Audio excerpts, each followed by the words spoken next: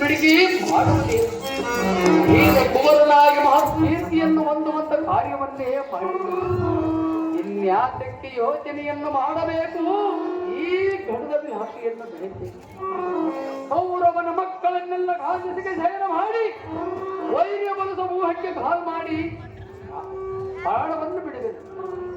ಸಾಕು ಸಾಕು ಈ ಜನ್ಮ ಪರಮೇಶ್ವರ.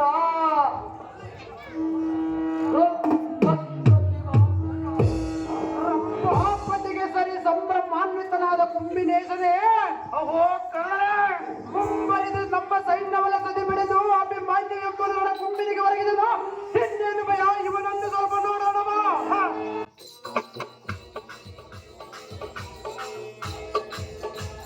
ಬಲ ಬಲ ತೋಳು ಕಣಜುಂಬಿ ಮಾಡಿ ನಿನ್ನ ತರುತ್ತವರಾದ ನೂರಾರು ಕಡಿ ಕೈದುಗಾಸಿ ಎಂಬಾಡಿ ಸುಬಡ ರಮಣ ಮಕುಟನ ಭಯಂಕರ ಭೂಮಿಗೆ ಓಡಿಸುವನು. ಇವನೊಂದು ಸ್ವಲ್ಪ ನೋಡೋಣವ. ಹೇ ಕುರುಭೂಪತಿ, ಚಂದ್ರಬಿಂಬ ದೊಳಪ್ಪುವ ಪಟಪಟ ತುಟನ ಮುಸುಡಿ ಮುರಿಯದೆ, ಕನ್ನಡಗಳ ಮುಚ್ಚದೆ, ಕಾಯದವಗಳಿದೆ, ಮಗರೇರದ ರೋಮಗಳು ನಗುಮುಖದ ಮುದ್ದಿರಂತ ಒಯ್ಯುವುದಂತ ಭಕ್ತಿಗಳು.